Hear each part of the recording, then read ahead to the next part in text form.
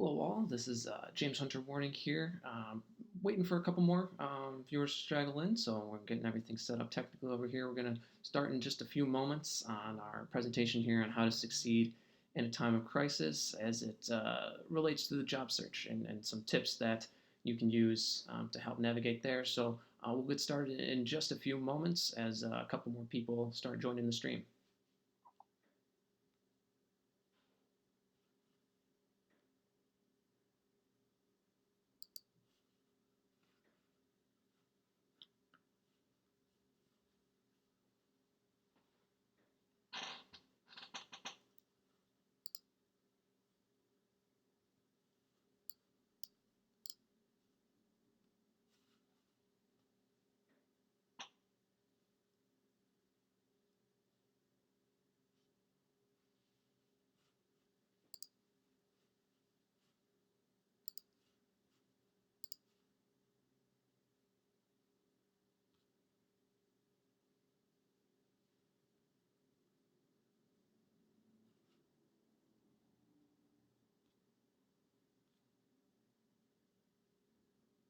Okay, I think we're all set to get started here. Once again, this is James Hunter Warning with Employment Boost, and I'm here to talk a little bit about the job search and how how to navigate that during the time of crisis that we find ourselves in right now. Obviously, with COVID-19 making the rounds and kind of putting a strain on how all this is supposed to go. A lot of organizations laying people off, hiring freezes, things like that. But there's certainly things that you can do to position yourself for when it starts to turn around, and there's certainly things that we've seen that point to that. So we want to make sure you're all as prepared as possible for when that happens. And so we're going to talk through a couple things with that. A little about Employment Boost before we get into it. We're a full service career services, outplacement, career coaching, anything that has to do with where you're at in your career and getting you to where you want to go. We deal with it. So we work with a lot of different clients from around the country. We have offices just in Troy, Michigan, just outside of Detroit, but we also have one in Chicago, which is where I'm based out of, Cleveland, Denver, and work in New York City as well. We work with individual clients as well as organizations, helping transition employees out. And we've been doing that for more than a decade as far as career services goes, and a lot of top ratings as far as Google and Facebook to even Society for Human Resources Management. So a lot of people have used our services and recommend it, and it's top quality experience. Employment Boost is a part of Heavy Hitter Holdings, and as you can see, Employment Boost is up there, but there's a lot of other things in the mix as well. A lot of that is recruiting for a lot of different industries. So information, all that gets shared, and we get to lean upon those kinds of resources when we are offering our insights and helping with resumes. So for more than 15 years, it's been pretty widespread. So we've got a lot of information to pull from to develop this expertise here. As far as this presentation goes, we're going to be going through a little bit of everything with the job search. We'll start with the key points of a resume and why it's important to understand how those elements work. I'll go through some mistakes to avoid and some common questions that I, as a professional resume writer, run into on a daily basis. I'll also run through some job search tips and techniques, some things that you can do, especially during this time, as far as professional development, and then we'll finish off with a couple things to practice as far as interviewing goes. So we'll hop in with the resume.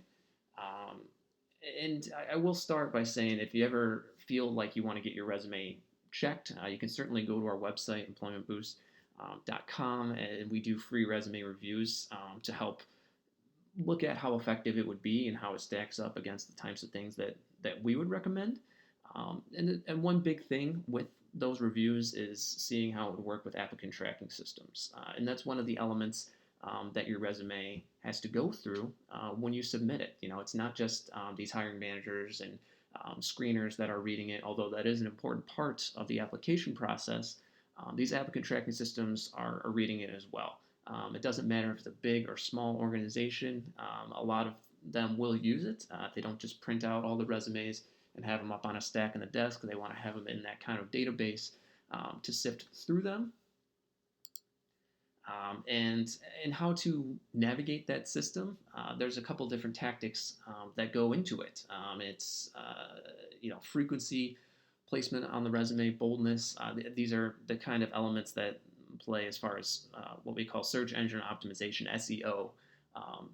The same kind of elements apply to the resume. So making sure that you have certain things in there as far as your location, you're hitting things with education or certifications, other requirements maybe that they have listed in the job description, making sure that it's easy to read, not just on the way it's written, so that the words are clear and understandable for it to be able to scan, but also on a visual level. We see a lot of people come in with graphics or images or tables and some really intricate work on their document, but a lot of that does not translate well. The computer does not really know how to read that. And about 75% of job applicants, people who have the requirements for the role and really should be getting their chance, can get hung up on little things like this, on graphics or not having the right key terms in the right spot. It's incorrect resume formatting. It's a small thing. The information may be there, but it's not getting picked up in the way that it should. So understanding the importance of writing for that aspect is huge in kind of the strategy and the approach with how you tackle the rest of the document. It should be visually efficient. We have an example of kind of our style and what we recommend pulled up here. And as you can see, there's a lot of information here, and it's not the full page, but this is quite a bit. And we don't want to overload the resume. You can see it's not really pushed to the limit as far as the words. The font isn't tiny. The margins aren't crazy extended to the edge. You can see that there's no colors, text boxes, graphics, none of that. But the word count, it's about 400 is what we shoot for per page. And a resume should never exceed 2 pages. A CV may be different. That's something that we can touch on a little bit later. But as far as the resume goes, about 400 words per page, 2-page maximum. And as we have here, we'll kind of go through each of the sections. We'll start from the top and work our way down. Here we have what we call the professional summary. And that's replaced the objective statement, which was very much in fashion for quite a while, but we've moved away from that, mostly because, as you can see, we can fit a lot of kind of key terms in this summary, while maybe hitting on some softer skills as well. But you can see waterfall and agile methodologies, Lean Six Sigma, cross-functional team leadership. Those kind of things are what you will see in a job description. So that's why they find themselves here, front and center. And having this small section here, as well as the areas of expertise, another great place for keywords, helping out with those applicant tracking systems. This is certainly something that supervisors, or screeners even looking to find qualified candidates, will look to read. They only have a short amount of time, as you can see here, about 8 to 12 seconds. Usually it's more about 7 seconds where they decide, is this someone we're going to extend a call out to or not? Is this person worth our time? And so this is really an impactful way to get who you are and your qualifications across in a short amount of time by having that front and center. Again, on an applicant tracking system, a nice little tip here, you see Senior IT Project Manager. That would be what we call the job title, and that should be more of a pointing you in the direction that you want to go, or at least the role that you are actively pursuing with that particular application, as opposed to a reflection of your current role. Now, if you're looking to make a lateral move, then that would be your current role, but make sure that this kind of states your intentions, that you either want to move up or perhaps move to something different. Next, we'll move to the more common area of the document, the body of the resume, the content, something that everyone should be familiar with in some fashion. we recommend bullet points that are a little bit more drawn out. It's You can address responsibilities, but I always like to lean towards accomplishments within those. How were you able to within the day to day improve things or exceed goals or make things a little bit more efficient, make things quicker, reducing costs, anything like that. Is where you can start setting yourself apart, and you can use this. You can use quantitative metrics to do that, to show the kind of value that you're able to bring.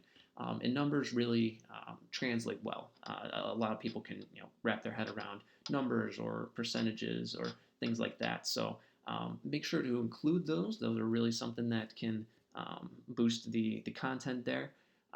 And use action verbs. When you use it, it's still writing. It's still you still want it to be strong. You want it to be engaging. You want it to capture their interest. You don't want it to be passive. So action verbs: devised, migrated, carried, spearheaded, championed, things like that are great terms to start bullet points, as opposed to something in a little bit more of that passive voice. Here we kind of have the progression, right? It's going to show how you've moved throughout your career from role to role and organization to organization. You want to make sure that is as clear as possible. No one really wants to spend a ton of time figuring out where you were along the way, all these different steps and things like that. So as far as making sure that you showcase these specific spots and how you got there.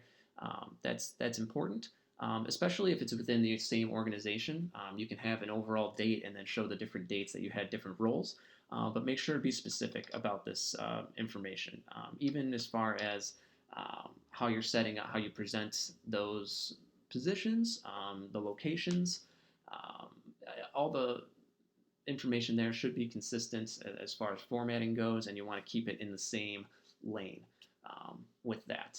A good example of this would be the months. So you see we have the months attributed to the dates. If we didn't want to do the months, that's fine, but we just have to make sure that's the case for all of the roles.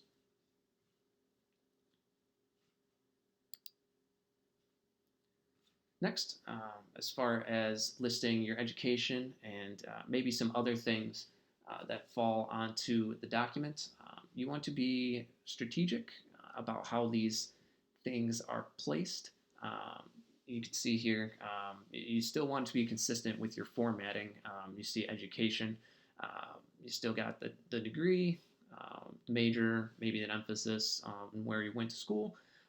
Certifications, certainly something that should be highlighted on the document. You don't need maybe every certification, but the things that are relevant to your career, certainly have those on there. And then you can list kind of proficiencies or technical skills as well. Here, with the resume that we've been working with, that would probably have fallen towards the bottom of the document, especially for someone who's a little more established in their career. But maybe for someone who is just starting, or maybe fresh out of school, another way to present it would be pushing it towards the top, and that you can kind of build out a little bit more as time, as that becomes the most relevant experience. You maybe don't have as many internships or professional roles just yet, but making sure that you can highlight what you have done in the short term. As you can see, coursework, projects, other kind of involvements. You can make sure that is listed kind of as an entry-level approach, but as you move throughout your career, these are the kind of things that will start getting left off the document.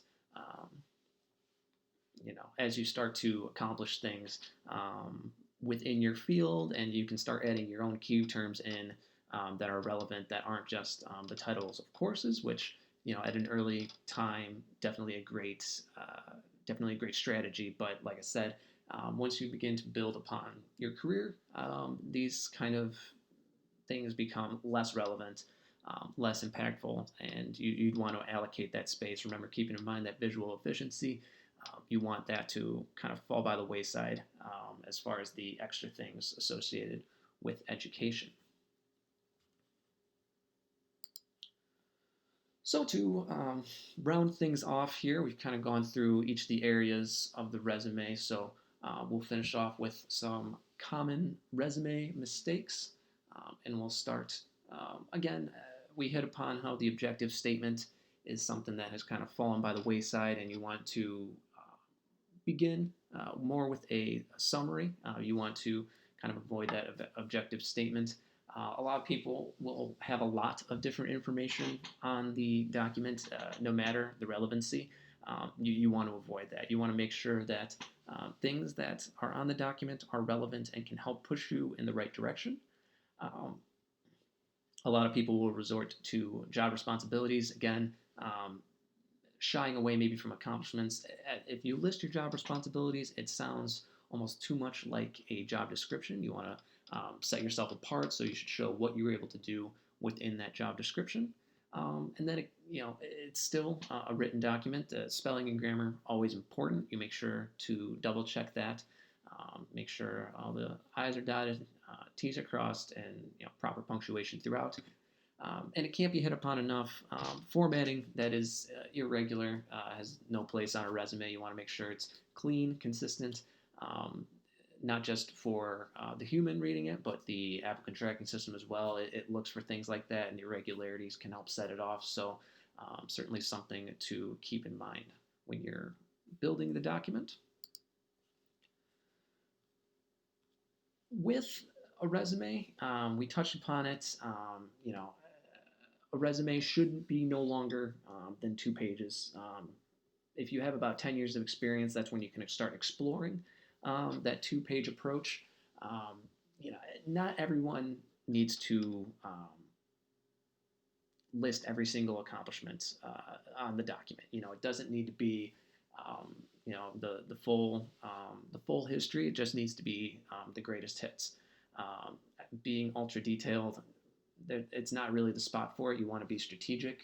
Like I said, relevancy, recency is also something that comes into play as the career starts to become longer and longer. So you want to make sure that you're strategic in what you place and how that goes about. That's why we like to keep in mind, and it's something that we look for in those free reviews that we do online as well, is kind of how many words that they're using and then how those are being used on the page or pages rather. So a good tactic is to think that less is more as far as those go.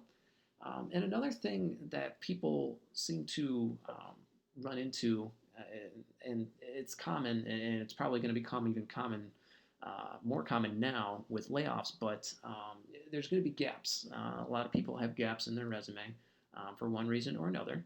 And you do want to fill those as best you can. Sometimes that can be done by not having the months, but having the years, while still keeping things accurate. But if you did take time off, maybe to go to school, or one we see a lot is to take care of a loved one if someone has fallen ill that requires your attention. That's okay. You don't necessarily need to call too much attention to it, but making note of it and being open is encouraged. And hiring managers more often than not will understand. They know that there's other things. They're human too. This is the human element of the application process, and just hiding it and not mentioning it all could be a red flag. But being open and clear about filling in those gaps can go a long way. So something to keep in mind. As far as once the resume is built and you're ready to go and start sending in applications, you should be keeping your resume up to date. It shouldn't be something where you get surprised at the last minute. Hey, there's a new opportunity. I need to send in a resume, and you need to spend all night thinking about your different accomplishments or keeping track of those statistics, those quantitative metrics. It should be a growing document throughout your career. So something that maybe you're reading through it and it's not as accomplished as maybe you want. It can be motivational in that sense, but it also helps keep you on track and gives you a good overview of where you're at in your career and maybe a path for where you want to be. And again, being ready for new opportunities. They can pop up at any time, or for positive or negative, things can change. That's something that obviously we're going through now. So being prepared and having that document consistently updated and ready to go at a moment's notice is certainly valuable. Now, as far as going about looking for the new job, there's a couple different things that you can do, but the big one is to utilize your network. Is to start, going with the people that you know. There's a lot of jobs that can be had, a lot of different industries. People that you trust, things like that. It's not what you know; it's who you know. More often than not. So, you can start reaching out to these people. You can shoot them an email, ask them, for a cup of coffee. Nowadays, that would probably be done over Zoom or FaceTime, but it's still the message is there that you can, reach out to people. They may not even be thinking of you beforehand as far as that being fit for a role in their organization, but if you show that initiative, that can get the ball rolling before you even get to some other parts of the job search. So that's always a good place to start, and to always be cultivating that network is another key point that we'll hit upon in a little bit here. But if you keep growing that, then you grow your opportunities as well. A good way to grow that network, and a good way to start, getting the word out that you're looking for a role, would be to connect with people in your groups of various types. A common one would be connecting with alumni from your university or school or programs. Obviously you have something in common there, and then more often than not in the same field. So certainly a place where you can go and build that professional network. Another thing would be events within the industry, professional events, or it could be charities, nonprofits, anything like that. Getting the word out and being proactive, talking to people. Not everyone enjoys, being an extrovert in that sense, but it's something that it can go a long way in establishing those relationships and building that network. Like I said, once you build that network and the more people that you're involved with, the more opportunities can arise from there. And even if they don't have a role for you, maybe they know someone who does have a role or an opportunity that you could pursue. So, in making sure that no stone is unturned, make sure that you are proactive and going out to these things and engaging with people. They're the ones who do the hiring, so make sure that you're mixing it up with them as best you can. Now, this can be tough to do in the current climate as far as connecting with people individually, face to face, but something that can really be huge during this time and really always is utilizing LinkedIn to maximize your outreach. So, there's tons of groups on LinkedIn that you can be a part of, professional groups. Again, this is a good place to connect with alumni. This is a good place to connect with people throughout the industry, be it by role or by organization, anything like that. You can seek out these people and make sure to connect with them. You can be generic. You can search specifically. You can really tailor it in and drop a quick message saying, hey, I'm looking for opportunities. I would be interested. Let me know if anything comes up. Being able to utilize LinkedIn in that sense it can be really key in growing your network. Like I said, especially now where events maybe aren't as common and probably won't be for a little while. So something to keep in mind there. And that's something we do at Employment Boost actually, is help to optimize people's LinkedIn profiles in addition to the resume services. So you can find more information on that on our website, www.employmentboost.com. So you can go there. But as far as finding other roles, maybe in the more traditional sense, great place to start would be to check some job boards. That's where a lot of things will be posted. You can see a couple common ones there: Google, Indeed, Glassdoor, Monster are some of the big ones. LinkedIn as well, of course, has many job postings there. So being able to check those and be consistent with checking that, you can make sure this is where that search engine optimization also comes into play, right? In that if they're maybe on ZipRecruiter, they're looking for a candidate. They're going to search by specific terms, and yours can kind of rise to the top as far as a best match for the jobs that are on there. But make sure that you are updating the document with little tweaks here and there. That way that the resume stays fresh. A lot of places will update things weekly, so they want to show the most recent applicants or even the most recent jobs. So staying on top of that is important, but making sure that you're on top of staying front and center can go a long way. And getting contacted and maybe getting that phone screen.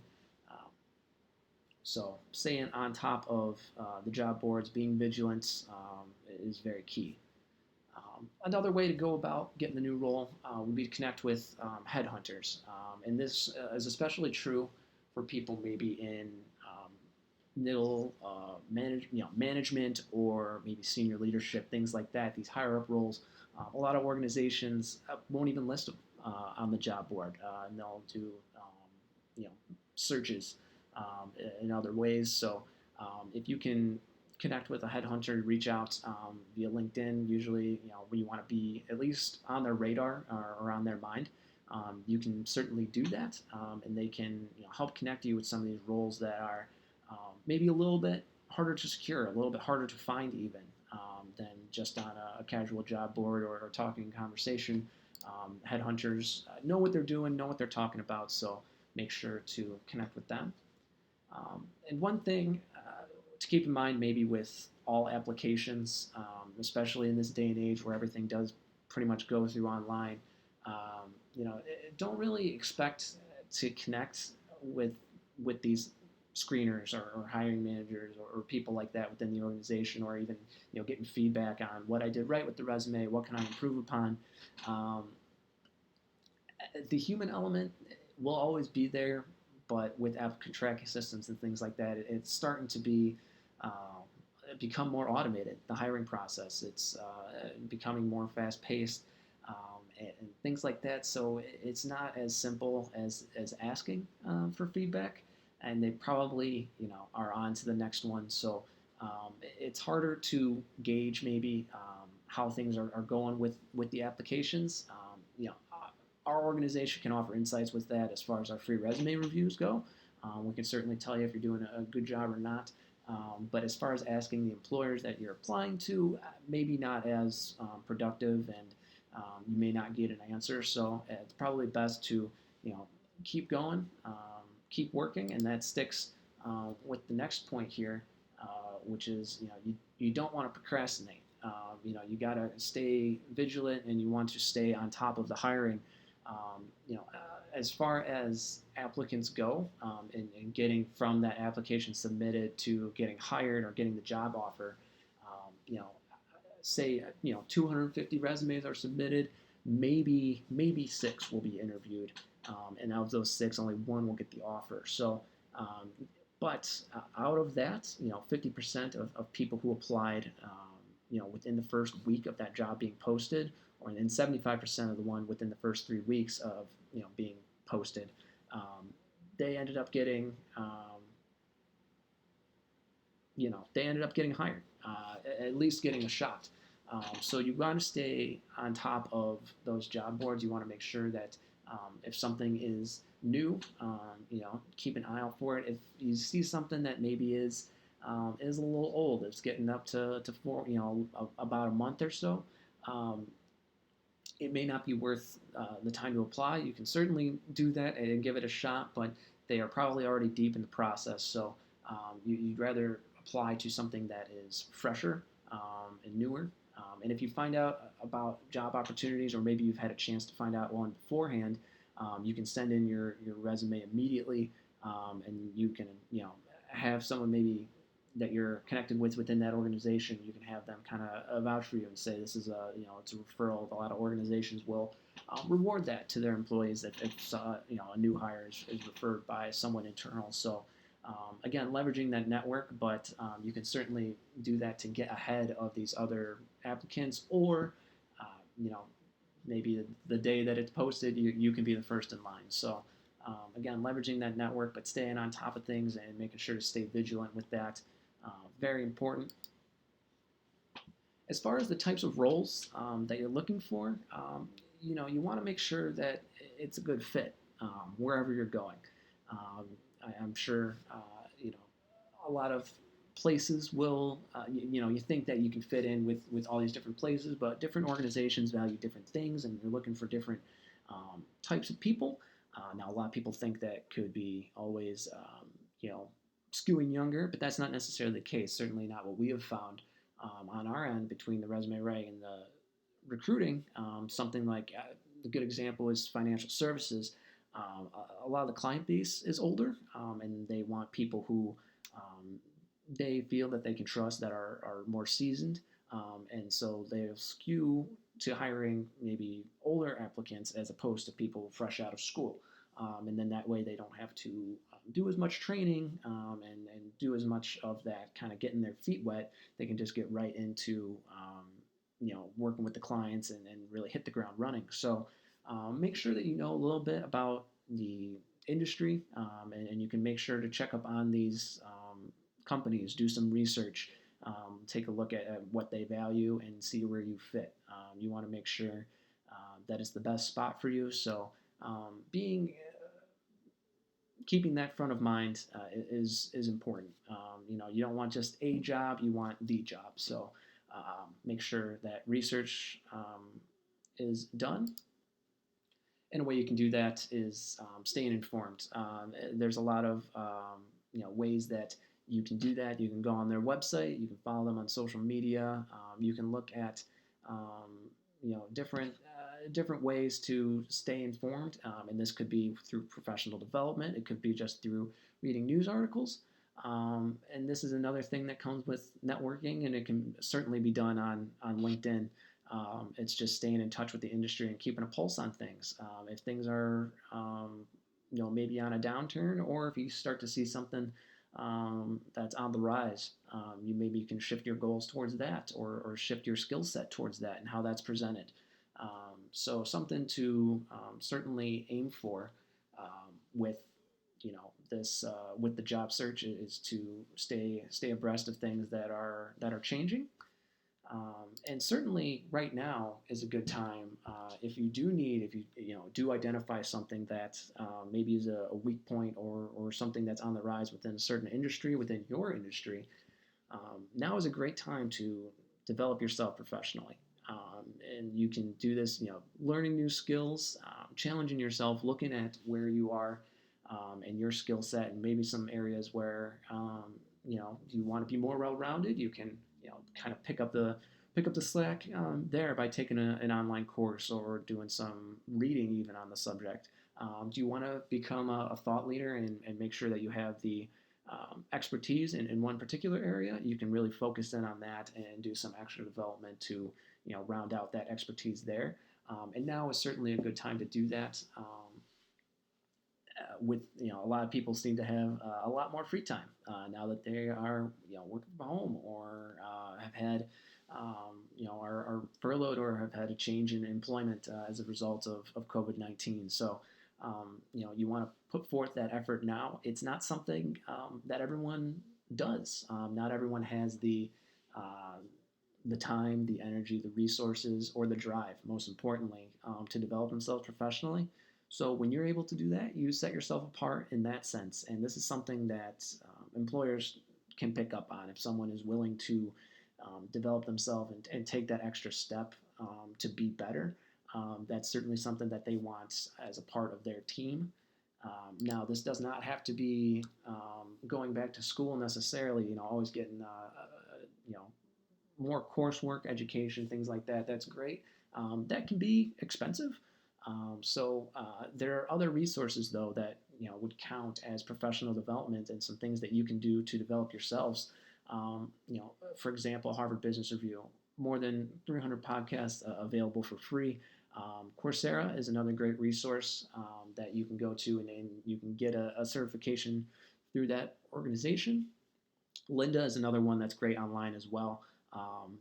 That one, it requires a little bit of payment, but then you can get certified there. And any kind of coursework, pretty much anything under the sun they offer.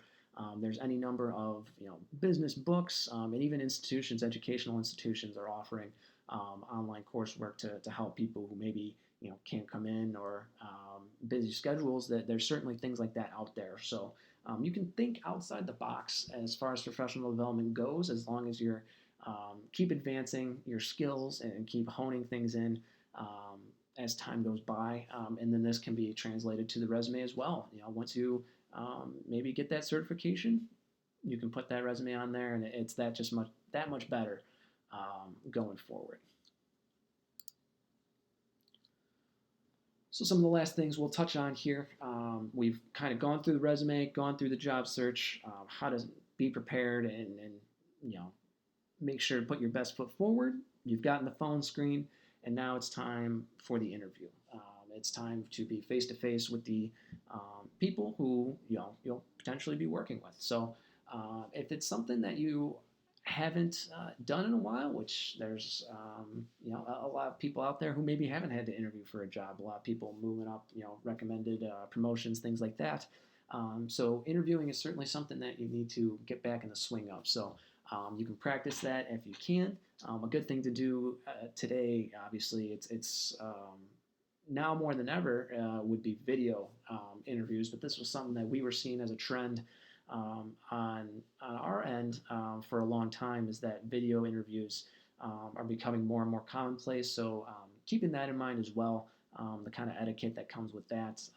But things don't really change. The overall approach to the interview should stay the same. Being focused on what you bring to the table, making sure that you ask good questions. They like to see that kind of dedication, and maybe do some research beforehand to make sure that you know about the organization, and you can ask kind of about maybe the business model or the work culture. Things like that are always good things to ask. You want to stay away from too much on the personal side, and really keep things on the positive, on what you would bring to the workplace and to the team. Revealing personal details can sometimes be a turnoff for hiring managers. So something, just keep it as professional as you can, and how you answer questions. Make sure to just be thoughtful and be honest. They want to kind of assess you on your decision-making abilities. So just being thoughtful and not necessarily rambling really is something else to avoid. So some good best practices to keep in mind as far as interviewing goes. Some common questions that a lot of people will have trouble answering, and these are some things maybe you can focus on as you move forward. These kind of open-ended questions. Tell me about yourself. What happened with your current role? What drew you to our company? What drew you to the role here? Strengths and weaknesses, things like that.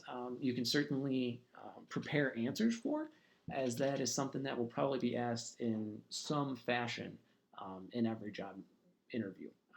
They'll want to know these basic things. So while they are tougher to answer, that doesn't mean that you can be caught off guard. You want to prepare and make sure that you have a firm answer, something that represents you and who you are, what you bring to the table, and again, being honest, but being tactical at the same time.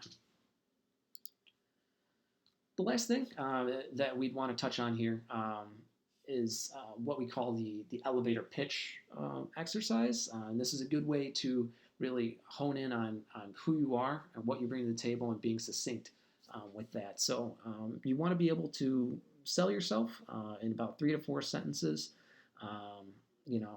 to start at least, given who you are, what kind of your experiences are. Another 2 to 3 sentences kind of highlight your strengths, what sets you apart. Maybe you're an expert in something, or maybe you skew a little bit more technical, or maybe you're better on the customer end of things. You can certainly do that. And then you can tell a little bit about why you're looking for the role, your current situation. Hit upon things like leadership, problem solving, things that you've been able to impact or improve upon can be found here. This is something that you can practice. This is something that you can write down and then smooth out as time goes on. we have kind of the recommendations here. Word count, it doesn't have to be exactly 231, but kind of in that range. You don't want it to be too long. It shouldn't take more than a minute to go through. You think about it. How long if you're walking to the elevator and then walking out. About a minute. So if you're going to spend your time selling yourself to maybe an executive, that's about how long you have. And to make sure that it's still strong and impactful, you don't want to repeat yourself too much. So we say about four. If you say something 4 times, that's probably enough. So something to keep in mind as you start preparing your elevator pitch. And with that, it's the end of the presentation here. We've kind of gone through a little bit of everything as far as navigating the job search today and how things stand. So thank you so much for taking the time to watch and listen and hear some things about Employment Boost. Once again, if you're interested in some things maybe that we offer as far as free reviews, we have a lot of different resources open to people right now. These webinars are among them, but there's a lot of other things that we're doing to help people during this trying time. There's a lot of uncertainty out there, so make sure you can visit our website or even give us a call, 888-468-6495, if you have any questions. And I'm open to questions now for a couple more minutes. If anyone has anything they'd like to ask about the presentation or maybe a little bit more of a nuanced answer.